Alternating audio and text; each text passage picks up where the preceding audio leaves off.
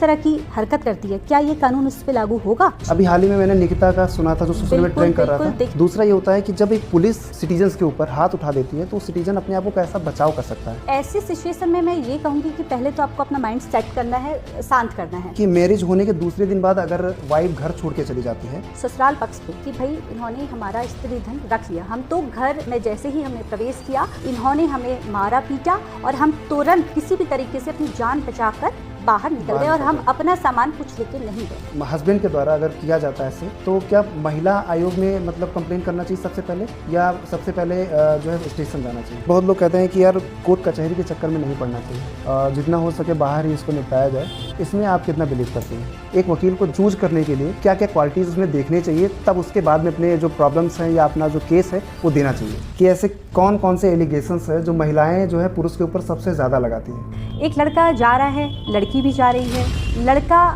सिर्फ मात्र उसे देख रहा है, तो लड़की अगर पुलिस स्टेशन जाती है और ये कह देती है कि ये लड़का मुझे घूर रहा है, जो छेड़खानी का आरोप है वो महिला आजकल लगा दे रही है। मैंने बहुत सारे ऐसे वकील भी देखे हैं जो पेपर क्लाइंट के ले लेते हैं, जब चेंज करने की बारी आती है उनको लगता है कि नहीं ये वकील साहब सही तरीके से मेरे केस को नहीं ले पा रहे हैं, तो वो पेपर फिर उनको नहीं देते हैं। सरकार जो बात करती है वुमेन एम्पावरमेंट की बात करती है, लेकिन जब आप कचहरी में जाते हैं तो फिर वहाँ पे निकल के आता है कि नहीं मेन एम्पावरमेंट की बात की जानी चाहिए। तो पुलिस क्या आती है विदाउट एनी वायलेशन, या कह सकते हैं कि उन्होंने कोई अपराध नहीं किया होता है, बट उसमें क्या होता है पुलिस आती है उनको कहते हैं जो है आपको थाने चलना है, या उनको परेशान करती है बिना गलती के। तो उस कंडीशन में उस सिविलियन को या उस आदमी को क्या करना चाहिए? कि हस्बैंड वाइफ के रिलेशन में अगर कोई थर्ड पर्सन वाइफ को प्रेग्नेंट कर देता है तो उस कंडीशन में उस बच्चे का जो बाप कौन होगा? दूसरा क्वेश्चन ये भी बनता है कि क्या हस्बैंड जो है इस कंडीशन में डाइवोर्स फाइल कर सकता है? तो क्या एक जो हस्बैंड है अपनी वाइफ की जासूसी कर सकता है? एक क्वेश्चन ये बनता है कि अगर हस्बैंड अर्न नहीं कर पाता है, मतलब कमाता नहीं है, तो इस ग्राउंड पर भी जो है मेंटेनेंस देना पड़ेगा हस्बैंड को? क्या आपको पता है कि इंडिया में ऐसे हज़ारों ऐसे केसेस, फेक केसेस लग सकते हैं आपके ऊपर, जिससे आपकी इज्जत की धज्जियाँ उड़ सकती हैं? और ऐसे हज़ारों एग्जाम्पल आप सोशल मीडिया पर देखते रहते होंगे या लोगों से सुनते रहते होंगे कि फेक केसेस से लोगों की ज़िंदगियाँ बर्बाद हो जाती हैं। हम उन फेक केसेस से और इन सिचुएशन से कैसे बच सकते हैं, और क्या ऐसा हो सकता है कि लोग बिना कोर्ट जाए या बिना ऐसे डिस्प्यूट्स के बच सकते हैं लोग, उसके बारे में हम आज चर्चा करने वाले हैं। और जैसा मैंने वादा किया था कि मैं आपके हर एक क्वेश्चन का आंसर दूंगा, और अगर मेरे पास उस क्वेश्चन का आंसर नहीं होता है तो मैं आपके उस क्वेश्चन के लिए उस क्वेश्चन के एक्सपर्ट तक पहुंचूंगा ताकि आपको एक सुटेबल क्वेश्चन का आंसर मिल सके।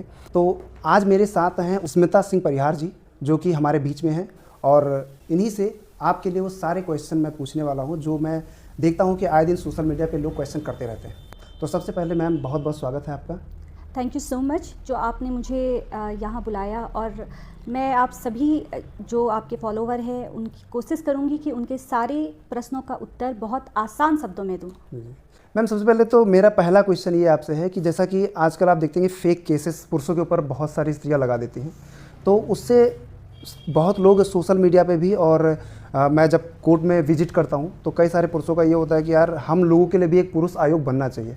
आपको क्या लगता है कि ये बनना भी चाहिए? देखिए, पुरुष आयोग की मांग हो रही है, आप सोशल मीडिया में देखिए, न्यूज़पेपर पे पढ़िए, या आप किसी पुरुष वर्ग से ही पूछिए। अभी हाल ही में मैंने निकिता का सुना था जो सोशल मीडिया ट्रेंड कर रहा था। देखिए, इस तरह के केस दिन प्रतिदिन बढ़ते ही जा रहे हैं जहां पर एक पुरुष को झूठे केसों में फंसाया जा रहा है। नया कानून आया, नए कानून में सेक्शन 69 आया, जहां पर ये कहा गया कि अगर एक व्यक्ति फॉल्स प्रॉमिस करता है मैरिज के लिए तो वहाँ पर 10 साल की सज़ा है, उसका प्रावधान है। अगर हम बात करें उस कानून की, अगर एक महिला इस तरह की हरकत करती है, क्या ये कानून उस पर लागू होगा? शायद आपके पास भी इसका आंसर नहीं है, मेरे पास भी इसका आंसर नहीं है। तो पुरुष आयोग की मांग बहुत ज़रूरी है, और हमें और आपको ही इसकी आवाज़ उठानी पड़ेगी, और मुझे लगता है कि ऑडियंस अगर हमारे साथ होगी तो हम आगे इस मुकाम में आगे बढ़ सकते हैं। और साथ में ऑडियंस से भी मैं ये कहूँगी कि हम ये कहते हैं कि पुरुष आयोग बनना चाहिए, लेकिन हम उसके लिए कर क्या रहे हैं? आप इलेक्शन कराते हैं, बिल्कुल आप इलेक्शन करवाते हैं, जब आप वोटिंग का टाइम आता है तब आप पहले ये मांग रखिए ना। आप पानी, बिजली, घर, नालियाँ सबकी बात करते हैं, लेकिन पुरुष आयोग की मांग कोई नहीं करता, क्योंकि कानून आप या मैं तो बनाएंगे नहीं, ये हमारे संसद में बैठे हुए कुछ नेता बनाएंगे, तो इसकी पहल जनता के द्वारा ही होनी चाहिए। बिल्कुल, मुझे ऐसा लगता है। जैसा कि अभी हाल ही में बहुत सारे ऐसे केसेस हैं जिसमें पुरुष अपने आप को जो है खुदकुशी कर रहे हैं, तो अब वो समय आ चुका है कि इस पर अब मांग तेज़ी से उठना चाहिए। बिल्कुल। मेरा दूसरा क्वेश्चन सबसे ज़्यादा मुझे लगता है कि अभी सोशल मीडिया पे भी है और लोग आए दिन मतलब इसको फेसेस करते हैं। अभी हाल ही में मैं लखनऊ में था तो विभूति खंड में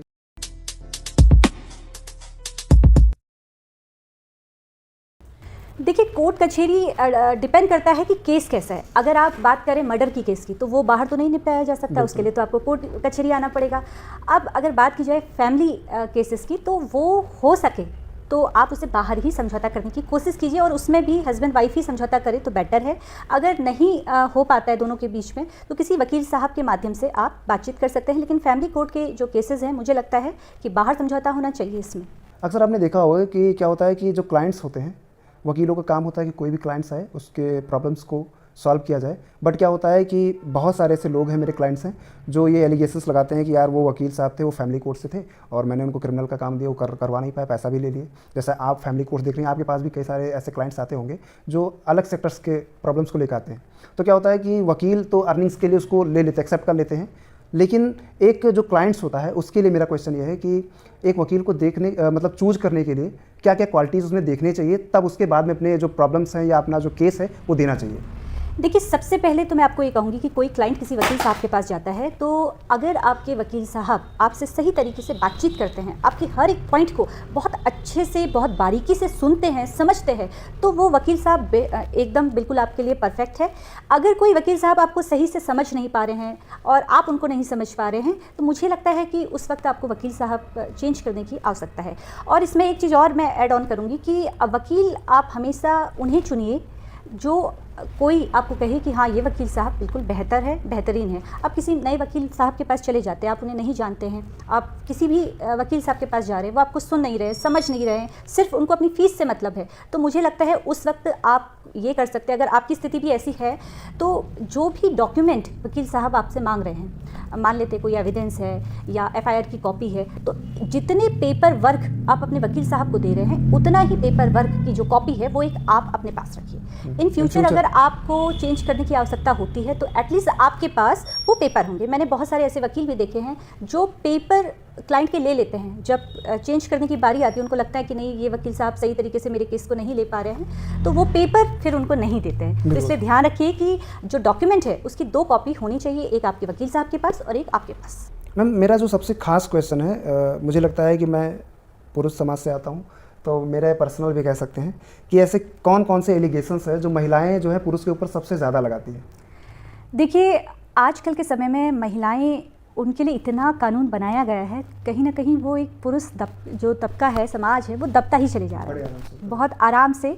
अब जो सबसे आसान जो एलिगेशन है वो है छेड़खानी का। 2 लोग रिलेशन में हैं, दोनों के बीच में अभी अच्छा चल रहा है, बहुत अच्छा चल रहा है, दोनों घूम रहे हैं फिर। अब जहाँ लड़के ने आनाकानी शुरू की, हो सकता है कि उसकी नौकरी छूट गई, वो उतना खर्चा नहीं कर पा रहा है लड़की पे, तो लड़की तुरंत कोई ना कोई आरोप उस पर लगा सकती है। आजकल के समय में एक लड़का जा रहा है, लड़की भी जा रही है, लड़का सिर्फ मात्र उसे देख रहा है, तो लड़की अगर पुलिस स्टेशन जाती है और ये कह देती है कि ये लड़का मुझे घूर रहा है तो शायद केस बन जाएगा। हाँ, मैंने अभी जल्दी में पढ़ा था कि जो है रूल है कि अगर एक लड़की को 3 सेकंड तक देखा जाए, बिल्कुल बिल्कुल 3 सेकंड मतलब कह सकते हैं वो तो बहुत माइल्यूट हो गया, उससे ज़्यादा लड़के देख लेते हैं, 3 सेकंड में तो एक एलिगेशन तैयार हो जाता है। बिल्कुल हो जाता है। और अगर सोशल मीडिया में अगर आप लड़की की पोस्ट में इवन स्माइली भी पोस्ट कर देते हैं, हाँ, एक हाल ही में जजमेंट भी आया। हाँ बिल्कुल, तो वहाँ पर भी आपके ऊपर आरोप लगाए जा सकते हैं। इसलिए लड़कियों से थोड़ा दूरी बनाकर ही रखिए किसी अनजान महिला से फिलहाल तो। और जो छेड़खानी का आरोप है वो महिला आजकल लगा दे रही है, ये ज़्यादातर मैं देखती हूँ जो कार्यस्थल है वहाँ पर प्रमोशन के लिए या किसी से बैर है एक दूसरे से, तो वहाँ पर भी लड़कियाँ इस तरह से कदम उठा लेती हैं। अच्छा, स्ट्रॉन्ग ऐसे कौन कौन से एलिगेशन है, बस नंबर वाइज आप थोड़े डिटेल। देखिए, छेड़खानी का आरोप लगा सकती है, रेप का आरोप लगा सकती है। रेप अगर हमारे साथ होगी तो हम आगे इस मुकाम में आगे बढ़ सकते हैं। और साथ में ऑडियंस से भी मैं ये कहूँगी कि हम ये कहते हैं कि पुरुष आयोग बनना चाहिए, लेकिन हम उसके लिए कर क्या रहे हैं? आप इलेक्शन कराते हैं, बिल्कुल आप इलेक्शन करवाते हैं, जब वोटिंग का टाइम आता है तब आप पहले ये मांग रखिए ना, आप पानी, बिजली, घर, नालियाँ सबकी बात करते हैं, लेकिन पुरुष आयोग की मांग कोई नहीं करता, क्योंकि कानून आप या मैं तो बनाएंगे नहीं, ये हमारे संसद में बैठे हुए कुछ नेता बनाएंगे, तो इसकी पहल जनता के द्वारा ही होनी चाहिए, मुझे ऐसा लगता है। जैसा कि अभी अभी हाल ही में बहुत सारे ऐसे केसेस हैं जिसमें पुरुष अपने आप को जो है खुदकुशी कर रहे हैं, बिल्कुल। तो अब वो समय आ चुका है कि इस पर अब मांग तेजी से उठना चाहिए। आप देखिए फेक केसेस पुरुषों के ऊपर बहुत सारी स्त्रियां लगा देती हैं, तो उससे बहुत लोग सोशल मीडिया पे भी और मैं जब कोर्ट में विजिट करता हूँ तो कई सारे पुरुषों का ये होता है कि यार हम लोगों के लिए भी एक पुरुष आयोग बनना चाहिए। आपको क्या लगता है कि ये बनना भी चाहिए? देखिए, पुरुष आयोग की मांग हो रही है। आप सोशल मीडिया में देखिए, न्यूज़पेपर पे पढ़िए या आप किसी पुरुष वर्ग से ही पूछिए। अभी हाल ही में मैंने निकिता का सुना था जो सोशल मीडिया बिल्कुल, ट्रेंड कर रहा बिल्कुल। था। देखिए, इस तरह के केस दिन प्रतिदिन बढ़ते ही जा रहे हैं, जहाँ पर एक पुरुष को झूठे केसों में फँसाया जा रहा है। नया कानून आया, नए कानून में सेक्शन 69 आया, जहाँ पर ये कहा गया कि अगर एक व्यक्ति फ़ॉल्स प्रॉमिस करता है मैरिज के लिए, तो वहाँ पर 10 साल की सज़ा है, उसका प्रावधान है। अगर हम बात करें उस कानून की, अगर एक महिला इस तरह की हरकत करती है, क्या ये कानून उस पे लागू होगा? शायद आपके पास भी इसका आंसर नहीं है, मेरे पास भी इसका आंसर नहीं है। तो पुरुष आयोग की मांग बहुत ज़रूरी है और हमें और आपको ही इसकी आवाज़ उठानी पड़ेगी। और मुझे लगता है कि ऑडियंस अगर हमारे साथ होगी तो हम आगे इस मुकाम में आगे बढ़ सकते हैं। और साथ में ऑडियंस से भी मैं ये कहूँगी कि हम ये कहते हैं कि पुरुष आयोग बनना चाहिए, लेकिन हम उसके लिए कर क्या रहे हैं? आप ग्राउंड इलेक्शन लेवल पे कराते क्या हैं, कहा? बिल्कुल। आप इलेक्शन करवाते हैं, जब वोटिंग का टाइम आता है तब आप पहले ये मांग रखिए ना। आप पानी, बिजली, घर, नालियाँ सबकी बात करते हैं, लेकिन पुरुष आयोग की मांग कोई नहीं करता, कोई नहीं क्योंकि कानून आप या मैं तो बनाएंगे नहीं, ये हमारे संसद में बैठे हुए कुछ नेता बनाएंगे। तो इसकी पहल जनता के द्वारा ही होनी चाहिए, बिल्कुल। मुझे ऐसा लगता है। जैसा कि अभी हाल ही में बहुत सारे ऐसे केसेस हैं जिसमें पुरुष अपने आप को जो है खुदकुशी कर रहे हैं, बिल्कुल, तो अब वो समय आ चुका है कि इस पर अब मांग तेजी से उठना चाहिए। बिल्कुल। मेरा दूसरा क्वेश्चन सबसे ज़्यादा मुझे लगता है कि अभी सोशल मीडिया पे भी है और लोग आए दिन मतलब इसको फेसेस करते हैं। अभी हाल ही में मैं लखनऊ में था तो विभूति खंड में क्या हुआ था कि एक पुलिस दरोगा जी थे, उन्होंने अपने एक अधिवक्ता साथी थे, तो वो गए और उनके मतलब उनके एलिगेशन से, मैं तो रियलिटी नहीं जानता, बट उनका क्वेश्चन ये मतलब एलिगेशन ये था कि दरोगा जी ने उनको अपना जो है ड्रिंक कर दिया, ठीक। तो उस केसेस में क्या होता है कि सबसे, ये तो अधिवक्ता का हो गया। दूसरा ये होता है कि जब एक पुलिस अगर किसी सिटीजन्स के ऊपर हाथ उठा देती है तो सिटीजन अपने आप को कैसा बचाव कर सकता है? देखिए, जब ऐसी सिचुएशन फेस कोई करता है जहाँ पर 2 लोगों के बीच में कहा-सुनी हो जा रही है, मान लेते हैं कि एक क्लाइंट है और एक पुलिस वाला है, दोनों के बीच में कहा-सुनी हो गई और क्लाइंट के हाथों पुलिस वाले पे हाथ उठ गया। तो ऐसी सिचुएशन में मैं ये कहूँगी कि पहले तो आपको अपना माइंड सेट करना है, शांत करना है और पुलिस वालों से पंगा नहीं लेना है, पहली बात। एक आम नागरिक को पुलिस वालों से पंगा नहीं लेना है। अगर हम अधिवक्ता की बात करें, जैसा कि आपने मुझसे प्रश्न किया, सिचुएशन तो देखिए आप भी नहीं जानते, मैं भी नहीं जानती, क्योंकि कानून दोनों के लिए बराबर है, एक पुलिस वालों के लिए भी और एक अधिवक्ता के लिए भी, चाहे क्राइम किसी ने भी किया हो। लेकिन अगर इस तरह की सिचुएशन होती है तो सबसे पहला जो पॉइंट मैं यहाँ पे रखूँगी कि एविडेंस। बिना एविडेंस के कुछ कहा नहीं जा सकता। तो क्या मतलब एविडेंस के लिए क्या किया जा सकता है? एविडेंस के लिए देखिए आजकल आपके पास फ़ोन है, अगर अधिवक्ता साथी हैं साथ में तो उनके साथ के जो भी उनके मित्र होंगे उनको अपने फ़ोन का इस्तेमाल करना चाहिए। और जिस तरह से पुलिस वाले ने इस तरह की हरकत की है, वो बेहद शर्मनाक है। बिल्कुल। और मैं तो यही कहूँगी कि इसके लिए हमें आवाज़ उठानी चाहिए। इस तरह की घटना अगर अधिवक्ताओं के साथ हो रही है, तो एक आम जनता के साथ क्या होगा? अगर आम जनता के साथ इस तरह की घटना घटित होती है, तो वहाँ पर तुरंत उसे अपना मोबाइल फ़ोन यूज़ करना चाहिए। आस-पास के कैमरे का ध्यान रखना चाहिए कि क्या वहाँ पर कोई कैमरे थे। तो यही एविडेंस आगे आपको आपके केस अगर होता है, तो यही एविडेंस फ़ायदा करेगा। बिल्कुल। नेक्स्ट क्वेश्चन मेरा ये है कि जो मैं अभी देखता हूँ, एक्चुअली क्या है कि मैं अपनी तरफ से हर एक क्वेश्चन का आंसर देता रहता हूँ। बट मुझे ये लगता है कि आप, जैसे आपने बताया कि आप सिविल केसेस ज़्यादा देखती हैं, तो फैमिली। फैमिली केसेस ज़्यादा देखती हैं, हाँ। और उसके बाद में आप सोशल मीडिया से जुड़ी हुई हैं, तो सबसे ज़्यादा जो सोशल मीडिया पे जुड़ा एक क्वेश्चन है, वो ये है कि मैरिज होने के दूसरे दिन बाद अगर वाइफ़ घर छोड़ के चली जाती है, तो क्या होता है कि मेंटेनेंस का क्लेम कर सकती है? देखिए, आजकल इस तरह की मैरिज हो रही है, जहाँ पर आप ये लगाइए कि विवाह होता है दोनों के बीच में, रिश्तेदारों में अनबन होने लगती है और ऐसे बहुत सारे केस मैंने देखे हैं जहाँ पर अनबन होती है, लड़की ससुराल पहुँचती है और लड़की को ऐसा लगता है कि मुझे अब यहाँ नहीं रहना है। वो चाहे आप गुस्से का डिसीजन ले लीजिए या नासमझी कह लीजिए, और लड़की तुरंत अपना सारा सामान लेकर अपने मायके चली जाती है। अब जैसे वो मायके पहुँचती है तो वहाँ पर उसके माता-पिता, रिलेटिव उससे ये कहते हैं कि भई आप अब केस कीजिए, इन्होंने तो हमारी बेइज्जती कर दी है, और कहीं न कहीं वो लड़की बहकावे में आके अपनी घर गृहस्थी तबाह कर देती है। अब एक आरोप जो लगाया जाता है ससुराल पक्ष पे कि भई इन्होंने हमारा स्त्री धन रख लिया, हम तो घर में जैसे ही हमने प्रवेश किया, इन्होंने हमें मारा पीटा और हम तुरंत किसी भी तरीके से अपनी जान बचाकर बाहर निकल गए और हम अपना सामान कुछ लेके नहीं गए। तो सारा स्त्री धन जबकि वो लेके जा चुकी है, लेकिन फिर भी आरोप लड़के पर, उसके परिवार वालों पे लगाया जाता है। अब इस तरह के जो केसेस होते हैं तो वहाँ पर पहली बात तो मैं ये कहूँगी कि बहू के द्वारा अगर ऐसा कदम उठाया जाता है तो वहाँ पर तुरंत आप पहले तो अपने फ़ोन का इस्तेमाल कीजिए और तुरंत आपको पुलिस स्टेशन जाकर एक कंप्लेंट ज़रूर दर्ज करवानी है, क्योंकि अगर कल के समय में लड़की कुछ आपके ऊपर झूठे आरोप लगाती है तो यही जो आपकी कंप्लेन है, यही जो एविडेंस है आपका बचाव।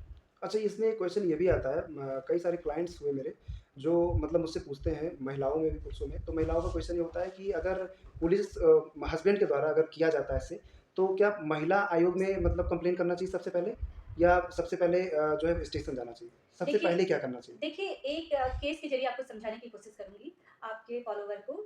देखिए एक घटना घटित हुई थी, लखनऊ का ही मामला था। एक महिला का मेरे पास फ़ोन आया, उन्होंने कहा मेरा पति मारपीट कर रहा है और मुझे किसी ने बोला महिला आयोग में कंप्लेंट दर्ज कर दीजिए, हुँ। और मैंने महिला आयोग में कंप्लेंट दर्ज की। तो वहाँ से ये कहा गया कि आप अपना घर छोड़िए और हमारे पास आइए।